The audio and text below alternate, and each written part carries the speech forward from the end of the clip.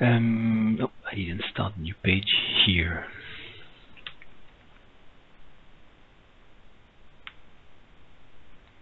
There's topics.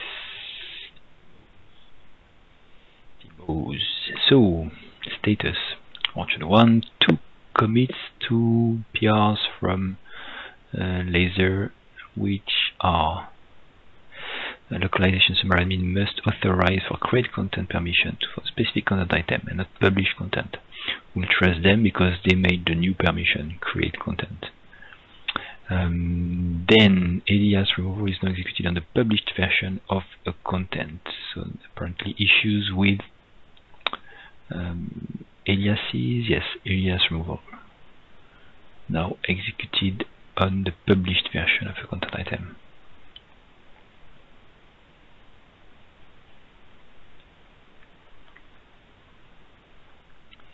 And orchard call. So 2 PRs on orchard 1. Then if we look at 6 days ago, what happened? I think, yes, the left branch is the dev branch. What do we have? That I think we didn't talk about. Let's see what was merged. So we merged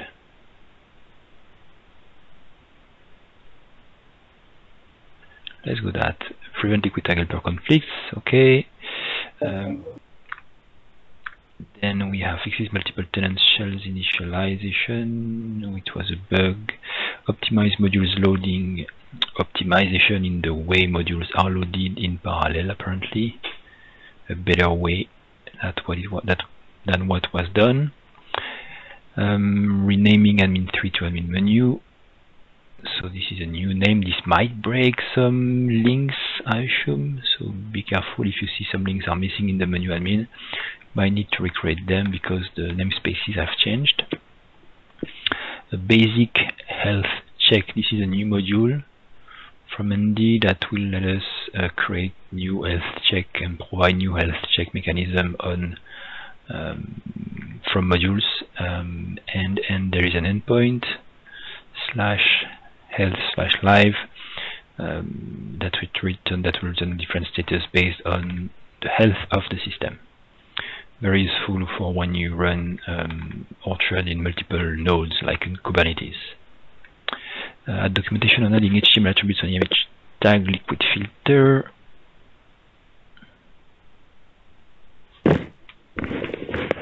Okay, thank you. Fixes admin menu animation, so some UI stuff from Jasmine. I don't know what was wrong, but apparently it's better now. It was already good by me. Fix TextField Editor options because it was not selected correctly. Jasmine found it, Antoine fixed it. Localizations, file search path.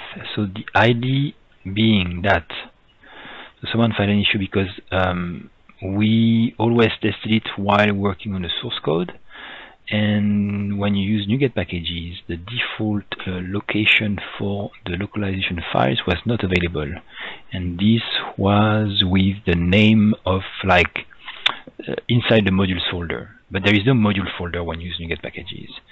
So Jasmine suggested and implemented that many more ways to find the localization files in the app data folder. Under the localization folder, you can. I made a no. You can. Did I make a mistake? No, you didn't make a mistake because I changed some things in documentation, but that's right. So module ID / the culture name. Okay. The default one is app data localization culture name.py file, and all the files will be the same localization folder with like en-us or fr-fr. in the same folder, but then you can put files. So it assumes that all the modules localizations will be in the same file for each language. Okay, one file per language. But then if you split your files per module, you can't use this formalism. So you need to use module ID / the culture name, or there is another option which is module ID .culture name. Okay, in the same folder. Not in subfolder in this case, or per culture for each module. That's all the options you can have now. Some examples here. Also mentioning that if you put an FR localization, fr.ca will also look for that. It's already by default. I asked Jasmine, he said it was already handled in the code, so I did that in the documentation. So question is, I don't remember what does crowding gives us for the cultures. What kind of file? Is it one file for a language or one file per module? I'm checking right now. Okay, thank you. Because I think the issue is that we have to be authenticated to see it, right? We have a link from the documentation to crowding. I think we added something. So I enabled the parameter to allow to download it even if you're not connected. Okay. But we can't find this project from their homepage, so we need a link to that. Yes. For instance, in documentation, that would be good. Okay. Yes. And then if I take Chinese simplified, and we have here the core, and each module is POT file, okay, and if I download it,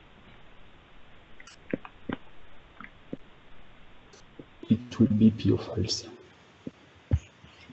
Yes, but the question is, okay, this is module name dash the language. Yeah. And it's matching the organization here, which I assume is matching whatever the tool that Lucas made is outputting. Mm-hmm. Yes. And here there is a conflict here. There is a confusion. There are folders. Here there is a folder Orchard Core Admin, app data localization, and there is also a file here. Mm-hmm.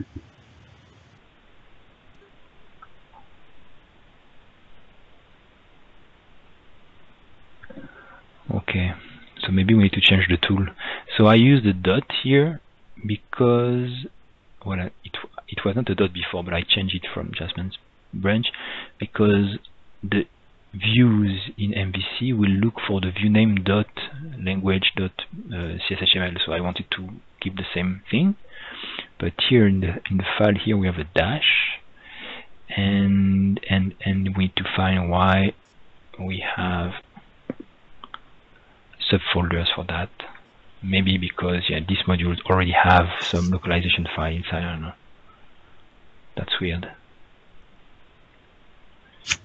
Modules, themes, and templates. Yeah, I'm not sure that templates will matter in this case.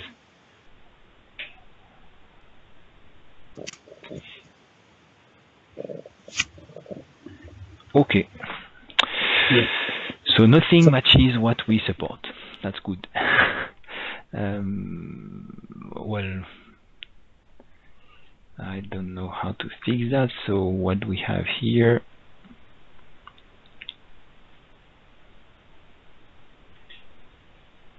I can change the structure. I want it to match the folder hierarchy. the issue is that if we change the structure, anything we have on crowding will be lost.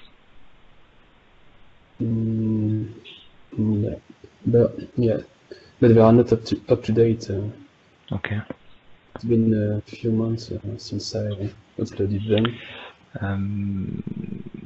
So every time there is a orchardcore.admin.pod file, here it's orchardcore. So how does it work? Yeah, this one will be so in modules You see this admin pod comes into this folder. Why? I don't get it. Why is it going to have data?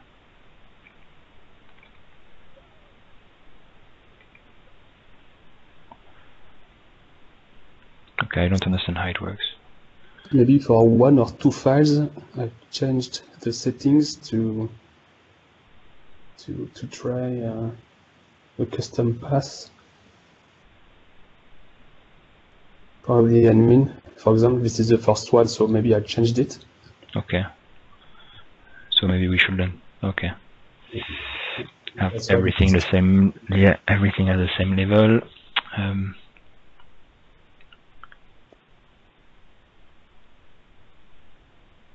Yeah, if that's a setting, we should change that.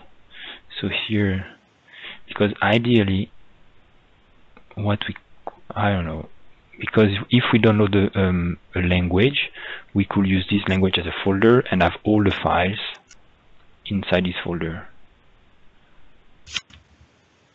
And it will match. Mm-hmm. It will match that here. Where is the code here? It will match the culture name / so this will be a solution.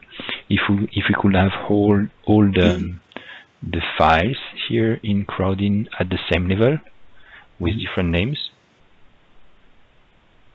because there should not be any conflict with the package names. They are package names, okay? So if there are conflicts, they can't even go on NuGet.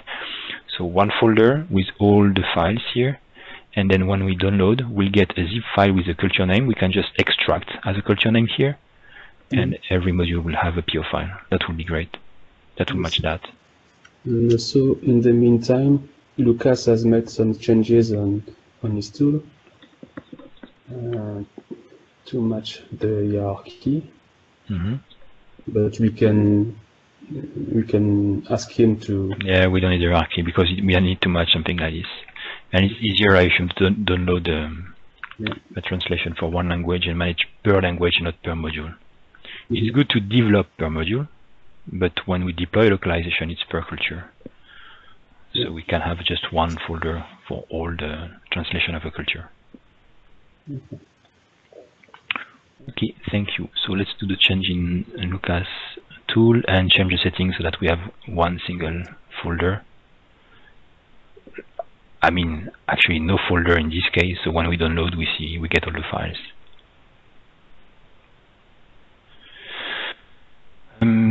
Good questions, comments? Nope.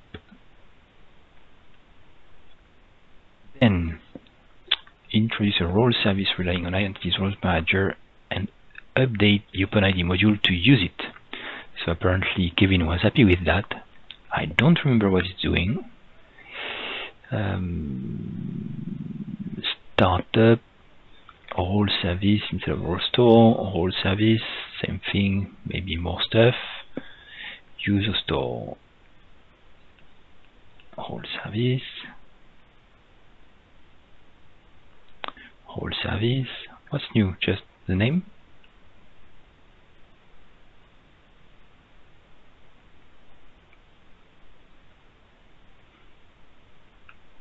Yeah, using a service instead of a provider, so now users can add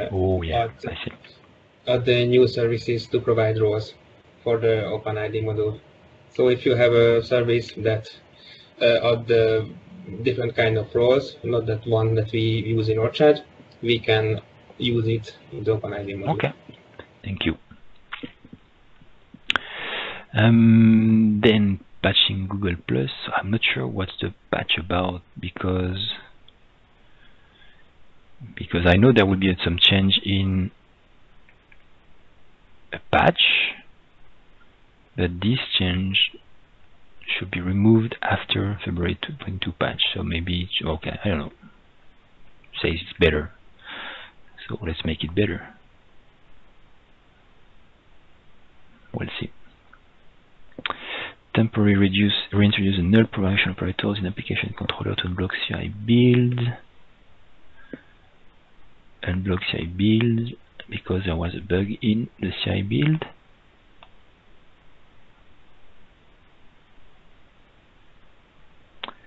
What is it fixing?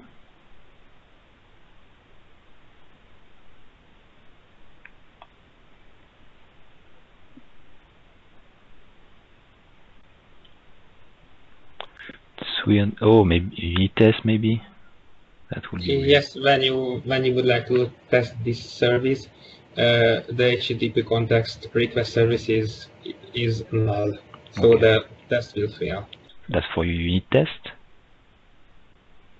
Yes, for the test. Okay. For your test.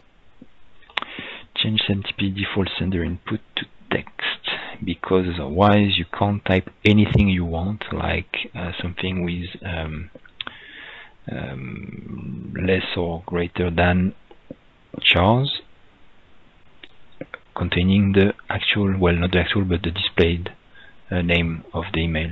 So less constraint on the email. Google Analytics module from Michael. So you can just enable a feature to get Google Analytics and a settings page to define your tracker ID. And I think there is some customization somewhere. Or I just said in this case we can just redefine layout to define a custom script if we need.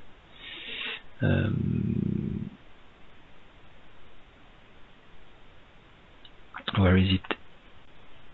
Done. Edit tracking ID. This one is changing the name, and then where is the code for the tracker? Maybe it's inside the filter directly. Where is the filter? This one.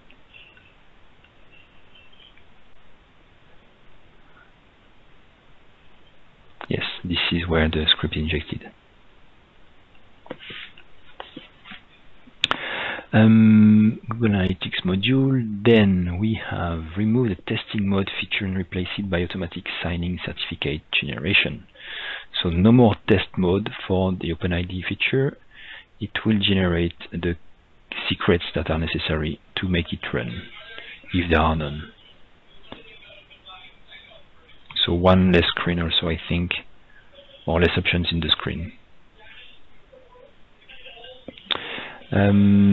Fix unames for AdminMenu deployment step. Yes, for the admin tree which changed, the file names also, some file names were not changed correctly. Prevent Notifier from receiving duplicate messages from Lucas again. The idea is that some modules render some notifications like to validate the configuration, and it might happen that the validation is triggered by two components like a filter and a page directly. And in this case there will be duplicate elements in the notifier, so now whenever we are trying to display a notification, it's looking that we're not displaying duplicate notification. That wouldn't make sense.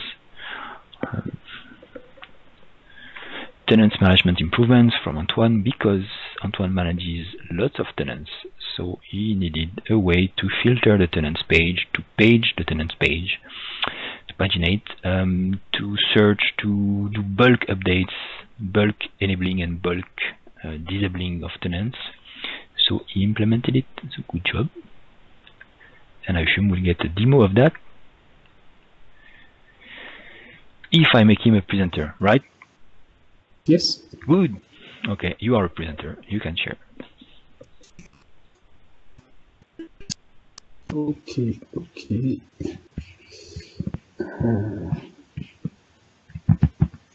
Share content, desktop. Okay.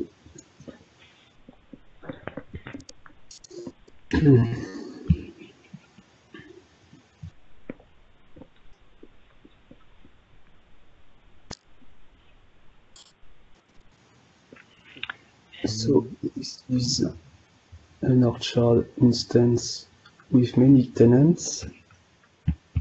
So I've generated a few ones and set up them with different recipes. Most of them, all of them are with SQLite providers. So there is a filter bar to select all the tenants depending on the state. So you can see all of the running ones, all the disabled ones, there is no one disabled for the moment, all the uninitialized ones, and if you display all of them, you can see that this is paginated. There are 11 tenants, so 10 on the first page and 1 on the second page. You can search on the name or the URL prefix. So, agency. You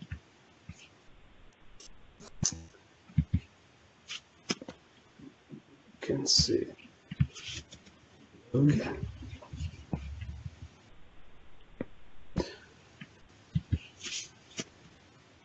And also filter on the SQLite one. So these one are the tenants that are you will have to remove it. We have to? You will have to remove it because it's a configuration of a tenant. It has nothing to do with a tenant. It's a configuration option, and you will see it once we merge the configuration branch. Right. It's not something that is known by Orchard. It's so this should be removed. Okay. And I assume that's what is conflicting right now with the PR from Jean-Thierry. Okay. And you can sort by name or by state. So on the top you can see all the uninitialized ones when you sort on state. And then for the bulk actions, you can select multiple tenants and say I want to disable them in one action. They are disabled. If I'm trying to enable, it will work. I will show it. But if you want to disable and they are already, for example, the first is already disabled, I want to disable the first one. There is a warning because the first one is already disabled. And if I want to enable the first three, I can enable them in one action. That's it. Good, thank you very much. So an update on Try Orchard. Yeah. Yeah. So there is a new URL. I assume the old one still works, but there is a new one that's more official. Okay. So that's the old one, and I enabled HTTPS on it, and I changed. Last week it was not the case, I think. I displayed thumbnails on the recipes. And yes, as you said, we deployed try.orchard.net.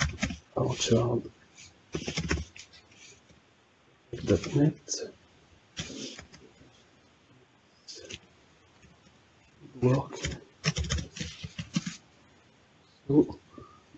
So this is the same kind of site, and you will be able to try a demo site on Orchard Core. Yes, same site, just the main domain that we have, so it will be more consistent with everything we have. One changes is that you will receive an email, and only if you click on the link, it will be created and set up.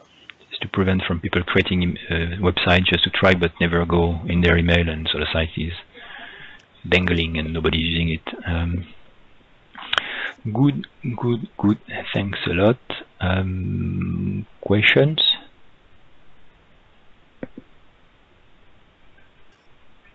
Topics? No. Comments from anyone?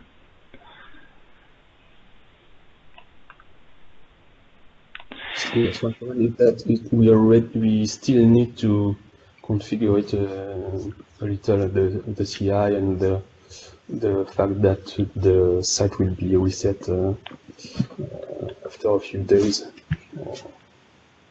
So while I was working on the new try.orchard.net domain, I changed our main domain to require HTTPS, so it will be always redirected to HTTPS.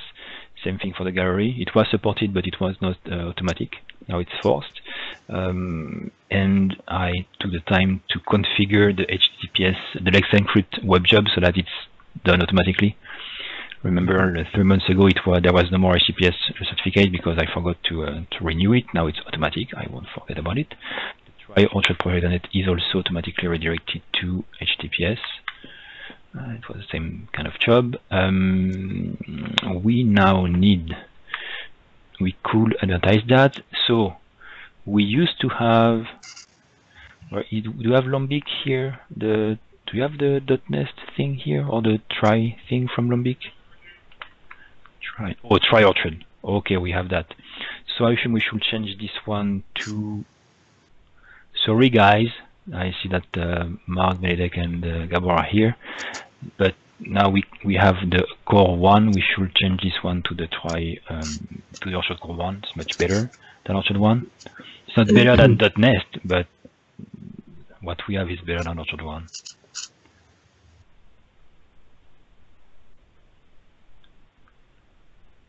We can still have a link. Okay. That eventually, .nest will have an Orchard core version as well. Yep. So we can, including try Orchard. Oh, we still have that. We could have another button to try Sure. Orchard. Yeah, but they are two completely different things, basically. So. Okay. Yeah, but this one goes to .nest, so I don't know. It doesn't go to try. Okay, I see. Where is the tryOrchard.net.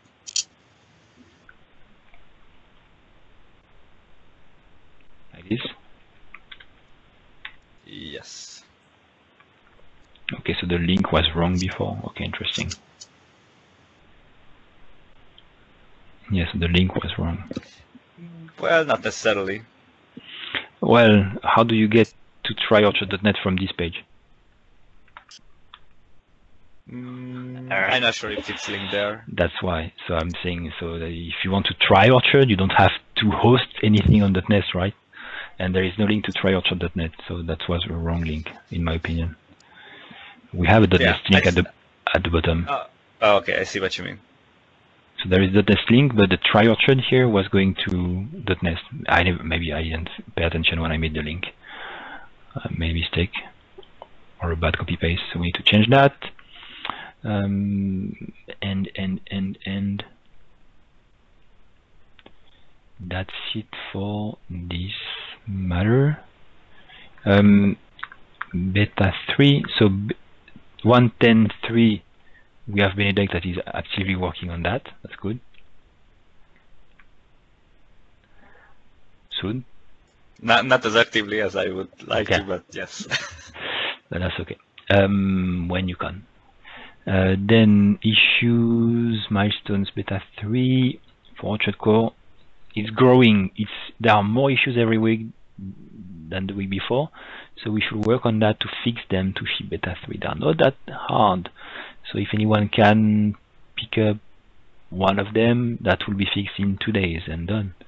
Some of them should be easy to fix, like this one is GraphQL. You just look at whatever returns the content items list today and do the same thing for the list part. This one needs to be reproed. It might not be blocking.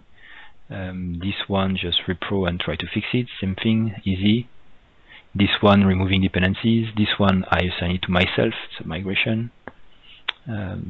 Fix some modules which don't have the correct URLs.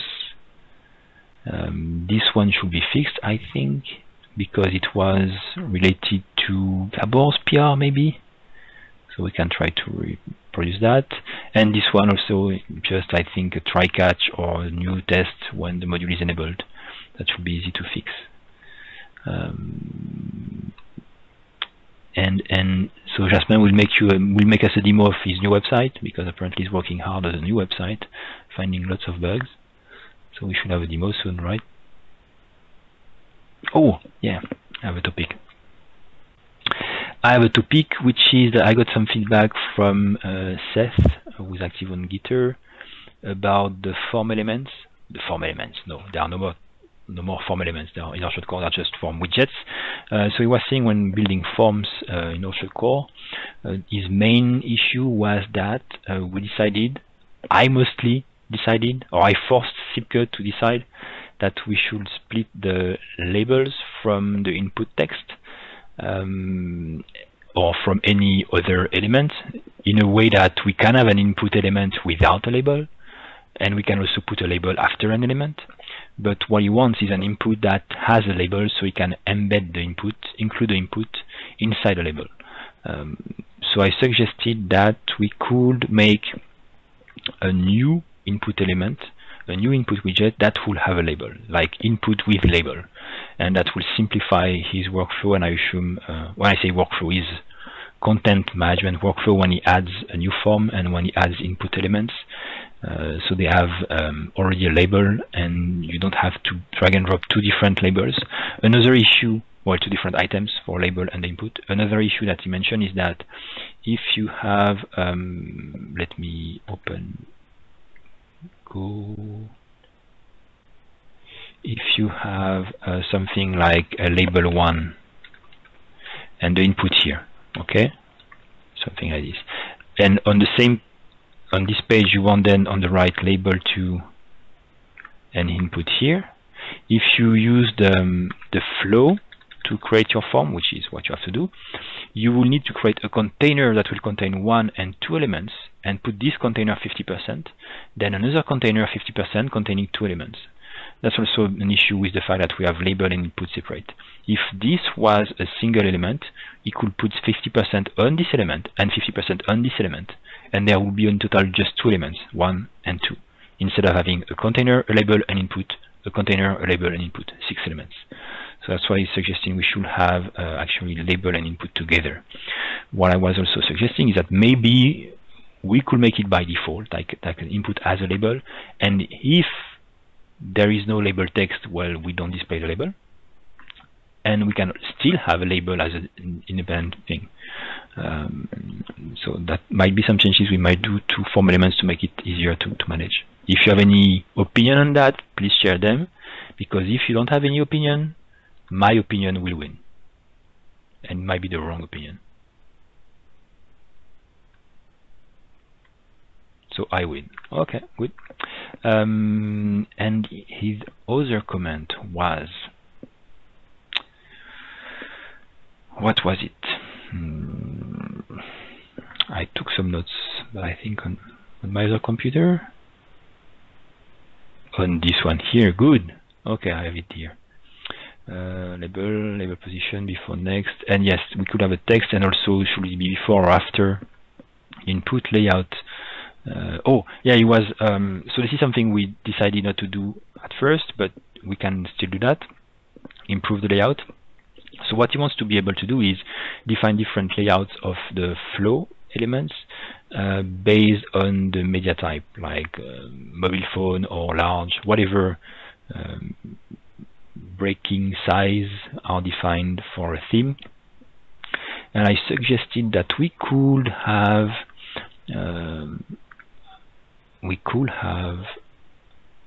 I don't have a site to show. I should use tryworkshop.net, but I don't have a site to show. So, you know, for under each widget, we have the left, center, right align icon, and then the 25%, 33%, and so on. So I was suggesting that we could have something like a drop-down after that with the different modes, like small, medium, large, and extra large, the ones, and then for each of them we will be able to set the alignment and the percentage. Okay, so if we want to specify the constraint on the size of the media, then we could define different sizes. So that's the suggestion. So on each widget, the other possibility will be to have it at the top of the flow part, but then I don't know, might be harder to work on a single element. So from what our discussion, it was better to have it on every widget to be able to decide and to see what's applied for each media type. Not media type, but media size. Okay, so something also, some improvement we could do. I'm not sure. I don't think he created some issues for that, but maybe we should find an issue to track that. And if you want to work on that, feel free to do that. Jasmine has enough time this week, but whoever knows about forms and widgets could work on that. It should not be hard at all to do that. Good? Questions?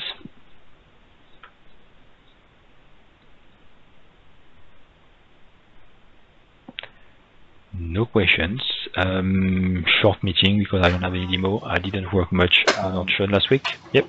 Sorry, Sebastian, I would have a demo. Oh, if we have. Sorry, I didn't ask, so yes, thank you. Anyone else has a demo that I didn't ask? Jasmin, demo?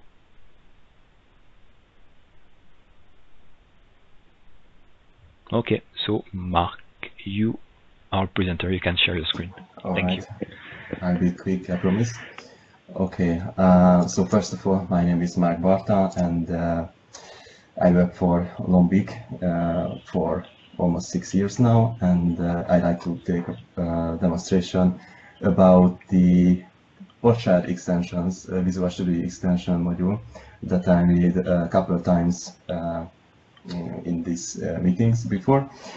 I started working on this extension a few years back, and because I was a pretty lazy developer and I didn't want to inject dependencies by hand, and I didn't know about Sebastian's extension, so I started writing my own Visual Studio extension for that.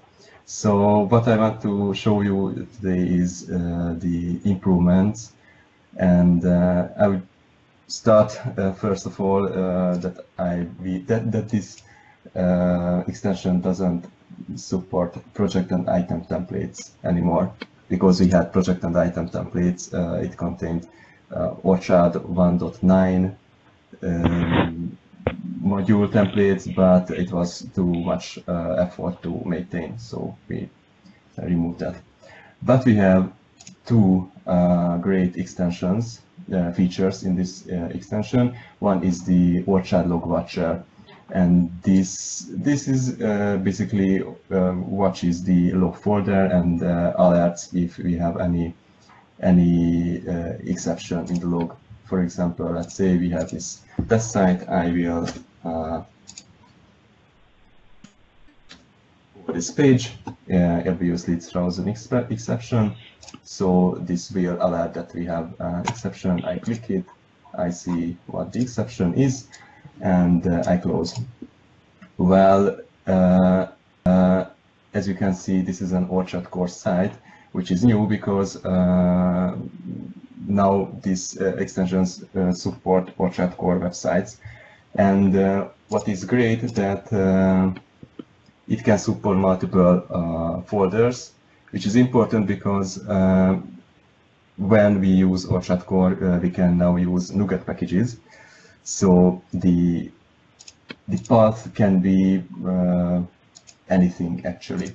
Let's say I have a spearhead.web project here, which is a custom folder, and I have the update logs folder. So to solve this problem, I made wildcards possible. As you can see here, I have two paths for the NuGet package solutions, and I have wildcards for the web projects. Okay, the second feature is the dependency injector, which is also has been demonstrated before. It's in the tools menu item, so you can assign a keyboard shortcut for it, which is very important because you can be really productive when you hit Ctrl key O and you can start writing your dependency. And when you start writing the dependency, the autocomplete will suggest you some of the most used dependency name. For example, when you start writing iAuthorizer, you can hit enter right away and it will be injected here. Okay, what is also new here is that we have a little preview window or area. So when you can start writing iAuthorizer, you will see how it will look like. It's more fun than useful actually, but okay. And some more intelligent way of generating field name and constructor parameter names. For example, we have this string localizer. It will detect the currently used class name, which is demo controller, and it will put the demo controller to the generic parameter here. And the field name will automatically be T, which is also commonly used, and also field type will not contain the generic parameter, and the constructor parameter will contain, of course. Or we have word context accessor here, where the short field name will be automatically checked, which means that you can have a short or long field name. Short will be the capital letters of the dependency. Or you can use display manager. Obviously, the demo controller won't be put here because it wouldn't make much more sense. So you can just hit right arrow and left arrow, and you can write the whatever you want here, and it will work. All right, that would be all. Do you have any questions? And of course, I forgot, as always. Here are the okay. Here are the links. Feel free to contribute and use it and tell us what you think about it. Thank you.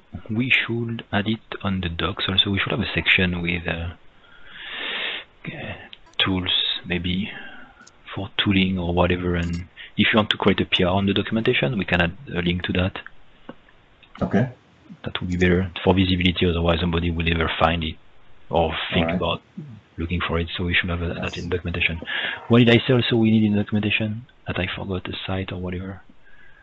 Crowding. Okay. Yeah. So this one I will leave to whoever works on documentation on localization or wants to do it. Great. Thanks very much. Any other demo? I didn't ask anyone else, but I don't think so. Let's see what Antoine has to say, and then we'll close the meeting.